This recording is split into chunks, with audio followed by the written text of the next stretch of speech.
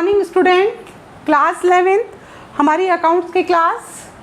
हम अपने पिछले लेक्चर में अकाउंटिंग का मतलब समझा, आपने उसका अर्थ समझने का प्रयास किया। मैंने आपको बहुत शॉर्ट में बहुत आसानी से उसके अर्थ को समझाने का प्रयास किया। आप सभी बच्चों ने उसे ध्यानपूर्वक देखा होगा तो आपको बहुत सारी इमेजेस दिमाग में आई होगी कि अकाउंटिंग एक्चुअली में होती क्या है। अकाउंटिंग का जब मैंने अर्थ बताया तो मैंने आपको ये बताया कि किस तरह से एक बिजनेस एम्पायर में, एक ऑर्गेनाइजेशन के अंदर जो ट्रांजैक्शंस होती हैं उनको कैसे आइडेंटिफाई किया जाता है।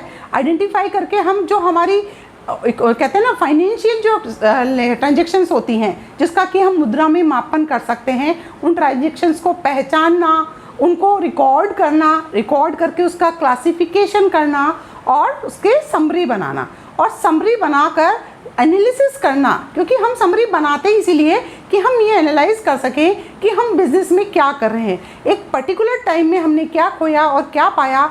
अगर हमने कुछ गलतियां की है तो वो हमारे फाइनेंशियल स्टेटमेंट्स ही बताते हैं कि आपने यहाँ पर इस तरीके से गलतियां की है, जिसके आधार पर हम एनालिसिस करके हम आने वाले समय के अंदर अच्छे उचित निर्णय ले सकें, अच्छे डिसीजंस ले सकें और बिज़नेस को और स्मूथली रन कर सकें और अपने प्रॉफिट शेयरिंग रेशो है, प्रॉफिट का जो रेशो है उसे बढ़ाने में आगे और कुछ निर्णय ले सके।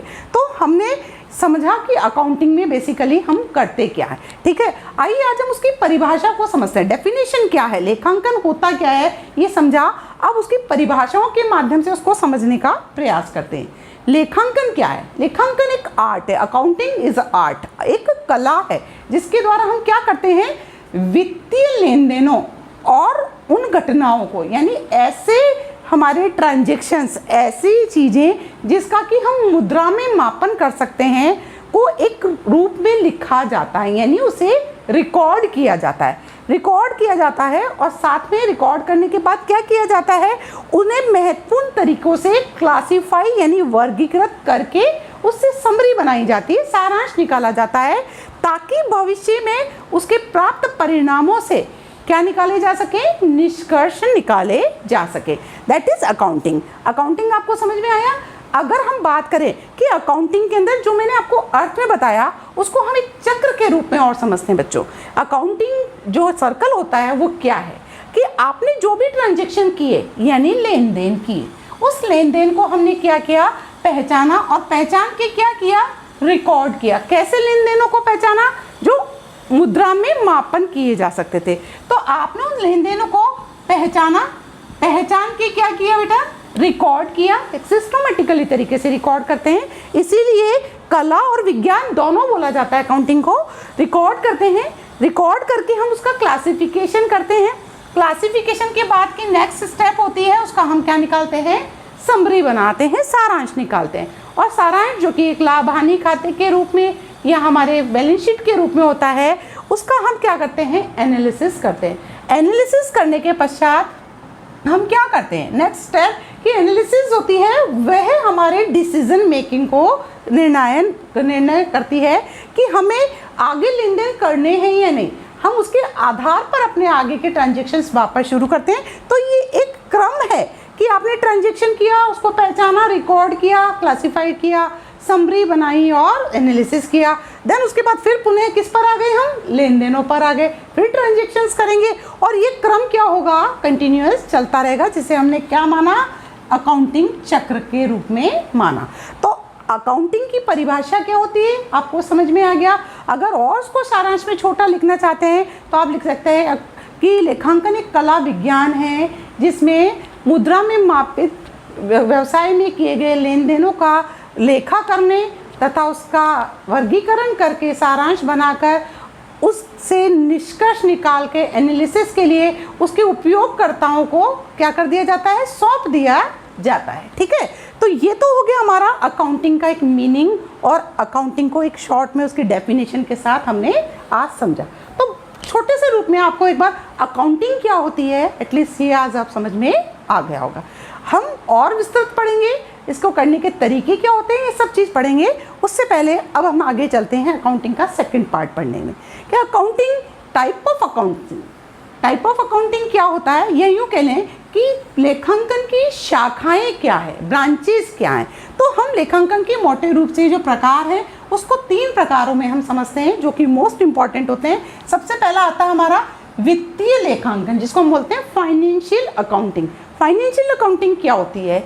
हमारे अकाउंटिंग की वो ब्रांच, वो एक शाखा जिसके अंदर वित्तीय लेखों का रिकॉर्डिंग करना, उसका क्लासिफिकेशन करना, समराइजेशन करना, ताकि उस वित्तीय वर्ष के अंदर ये प्राप्त किया जा सके कि उस वित्तीय वर्ष में लाभ हानि क्या हुए, व्यापार की आर्थिक स्थिति कैसी है, उसकी संपत्तियां क्या है, उसका दायित्व क्या है। तो वित्तीय लेखांकन की ये शाखा आपके प्रबंधकों को एक लेखा अवधि में, एक फाइनेंशियल ईयर के अंदर आपने किए गए ट्रांजैक्शन से क्या लाभ हानि हासिल की, आपकी आर्थिक स्थिति, फाइनेंशियल स्थिति कैसी है, उसके बारे में जानकारियां प्रदान करती है। और वित्तीय लेखांकन में इस प्रकार की क्रिया की जाती है। दूसरा जो लेखांकन होता है जिसको हम बोलते हैं कॉस्ट अकाउंटिंग। कॉस्ट यानी कि लागत। लागत, आपने नाम तो बहुत सुना है लागत का। लागत क्या होती है? हमारे लागत लेखांकन की जो ये शाखा है वो हमें कोई भी संगठन जो कि उत्पाद या सेवाओं का निर्माण करता है यानी प्रोडक्शन करता है, तो उसके लिए सबसे इम्पॉर्टेंट चीज़ होती है कि उस प्रोडक्ट की या उस सर्विसेज की प्रोडक्शन कॉस्ट क्या है, क्योंकि वो कॉस्ट ही है जो उसे अपने प्रोडक्ट की सेल करने के लिए, उसका सेलिंग प्राइस डिटरमाइन करने के लिए यानी विक्रय मूल्य का निर्धारण करने के लिए बताती है कि कॉस्ट क्या है और उसमें हम कितना प्रॉफिट जोड़ें और उसे कितने मूल्य पर बेचें कि हम अपने आप को सर्वाइव कर सके। तो कॉस्ट लेखांकन के अंदर उत्पाद की लागत को कितनी होनी चाहिए, उस पर कैसे कंट्रोल करना चाहिए, इससे संबंधित लेखांकन की क्रियाएं करने में ये सहायता करती है। क्योंकि कॉस्ट क्या है? हम किसी भी चीज़ का सेलिंग प्राइस कैसे रखते हैं? सेलिंग प्राइस होती है हमारी कॉस्ट प्लस प्रॉफिट। अगर ये चीज़ आपको डिसाइड करनी है तो आपको सबसे पहले कॉस्ट का पता होना चाहिए कि कॉस्ट क्या है।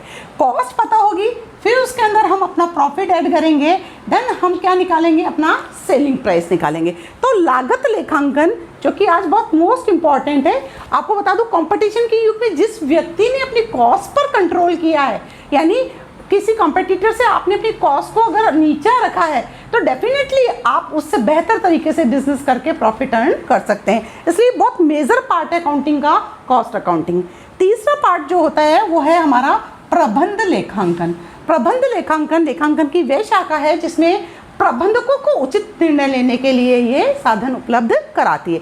आप सभी जानते हैं कि हमारा जो मैनेजमेंट होता है उसके हर पार्ट पर, हर स्तर पर अलग अलग मैनेजर्स बैठे हुए होते हैं और उन्हें कई प्रकार के क्या करने होते हैं? निर्णय लेने होते हैं। तो प्रबंधकों के लिए उचित निर्णय लेने के लिए जैसे कि आप जानते हैं टूल्स होते हैं, जैसे हमारे रेशियो एनालिसिस है, कैश फंड फ्लो रेशियो है, कैश फ्लो रेशियो है, ये सारी चीज़ें हैं। ये निर्धारित करने के लिए प्रबंधकों को बहुत सारी सूचनाएँ चाहिए।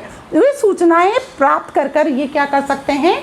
मैनेजमेंट अकाउंटिंग के माध्यम से प्राप्त करते हैं और बेहतरीन भविष्य के लिए क्या योजनाएं होगी, क्या नीतियां होगी, क्या रणनीतियां होंगी, इसका डिटर्मिनेशन वो ठीक से कर पाते हैं और बिजनेस को अच्छा स्टेब्लिशमेंट कर पाते हैं। तो ये 3 प्रकार के हमारे जो लेखांकन के टाइप्स हैं ये इम्पॉर्टेंट है।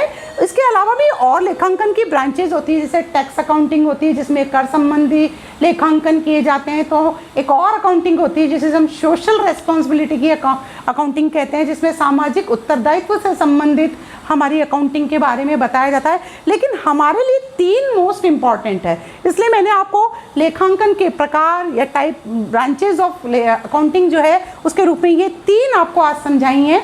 आप सभी बच्चे इनको ध्यानपूर्वक समझें, उनकी डेफिनेशन को लिखिए, लेखांकन चक्र बनाइए और लेखांकन के प्रकार पर क्वेश्चन बनाकर नोट्स में आप अपना लिखिए, जिससे आपको क्या होगा कि आगे जो कहते हैं बेसिक चीज़ें जब समझ में आएगी तो जो वर्ड्स हम बीच बीच में बोलते हैं, जैसे मैंने आपको संपत्तियां बोली, दायित्व बोली, ये टर्म्स आपको हम समझाएंगे और उसके अंदर आसानी से हम कर सकते हैं। तो आप सभी को ध्यानपूर्वक पढ़ना है, सिंपल चीज़ें समझाई जा रही हैं। थोड़ा सा मैं 2-4-5 दिन आपके जो लेक्चर है थ्योरी बेस लूँगी, उसके बाद हम प्रैक्टिकल्स पे आएंगे बच्चों, क्योंकि ये थ्योरी जाने बिना हम आगे अकाउंटिंग नहीं कर सकते हैं जो हमारे प्रैक्टिकल्स के रूप में, न्यूमेरिकल्स के रूप में होती है। तो ठीक है बच्चों, आप सभी इसको नोट्स कॉपी में नोट डाउन करें। स्वस्थ रहें, खुश रहें और पढ़ते रहें। Thank you.